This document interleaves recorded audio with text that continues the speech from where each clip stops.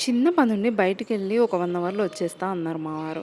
మేమెందుకు ఊరుకుంటాం, మేము వస్తామని ఎనక కోతుల్లాగా రెడీ అయిపోయామనమాట. పోనీ వెళ్ళినందుకు ఏమన్నా మంచి జరిగిందంటే లేదు. మా వాడు ఇంక పడుకొనే ఉన్నాడు. స్టార్ట్ అయినప్పటి నుంచి నా కూతురు ఎప్పుడెప్పుడు పడుకుందామా అని వెయిట్ చేస్తుందనమాట.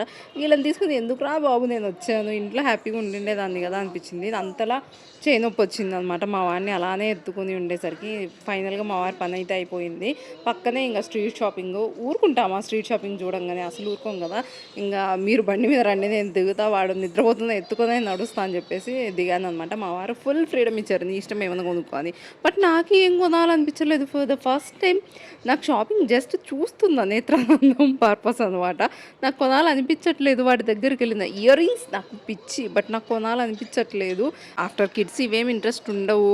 గోల్డే యేసుకుంటామని ఒక స్టేజ్‌లో చెప్తుంటే వేరే వాళ్ళు అబ్బా! ఏముంటది కొనుక్కొని యేసుకోవచ్చు కదా! డబ్బులు ఖర్చవుతాయనేమో అనుకునేదాన్ని. బట్ ఇప్పుడు నాకే అలా అనిపిస్తుంది. అదైతే నిజమే.